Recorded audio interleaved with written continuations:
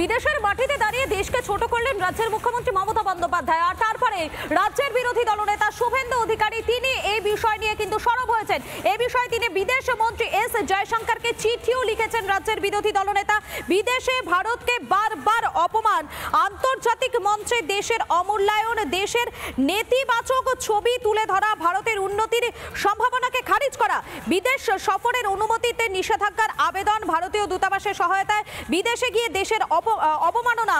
তাই মমতাকে বিদেশ ভ্রমণের অনুমতি না দিতে অনুরোধ শুভেন্দু অধিকারী, রাজ্যের বিরোধী দলনেতা শুভেন্দু অধিকারীর।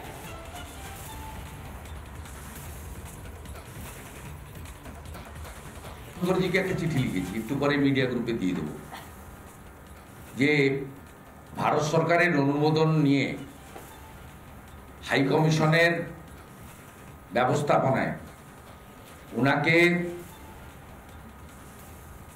সেখানে পাঠানো হয়েছে বা অনুমতি দেওয়া হয়েছে। উনি যেভাবে ভারতকে ছোট করেছেন, যখন সাংবাদিক বলছেন, কোন সাংবাদিক আমি জানি না, তো সেই সাংবাদিক যখন বলছেন যে ভারত থার্ড লার্জেস্ট ইকোনমি হয়ে যাবে, তখন উনি বলছেন না না আমি ডিফার করছি। তো উনি ভারতকে রিপ্রেজেন্ট করছেন না অন্য কাউকে রিপ্রেজেন্ট করতে গেছেন? ভারতকে ছোট করতে গেছেন নি? আমরা সবাই জানি নেশন ফার্স্ট, এটা একটা জয়শঙ্করজিকে বলেছি যে এর বিরুদ্ধে ব্যবস্থা নেওয়ার প্রভিশন আছে আপনার এক্সটার্নাল অ্যাফেয়ার্স মিনিস্ট্রির লতে।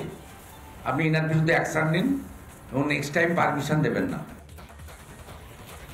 আর এই বিষয় নিয়ে আন্তর্জাতিক সম্পর্ক বিশেষজ্ঞ রাজাগোপাল ধর চক্রবর্তী তিনি কি বলছেন শোনাই আপনাদের।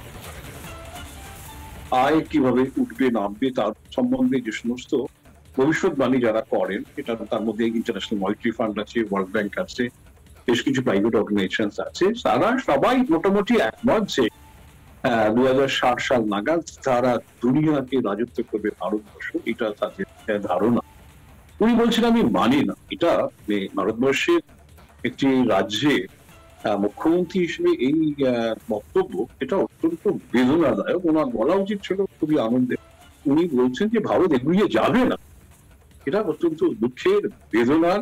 এ ধরনের বক্তব্য যে আমাদের মুখ্যমন্ত্রী রাখতে পেরেছেন, এটা আমাদের ভাবলে খুবই অবাক লাগছে। নানা ধরনের কন্টেন্ট দেখার জন্য লাইক করুন, শেয়ার করুন আমাদের ফেসবুক পেজ, সাবস্ক্রাইব করুন আমাদের ইউটিউব চ্যানেল। পাশাপাশি অন্যান্য ব্রেকিং নিউজের জন্য অবশ্যই চোখ রাখুন রিপাবলিক বাংলায়।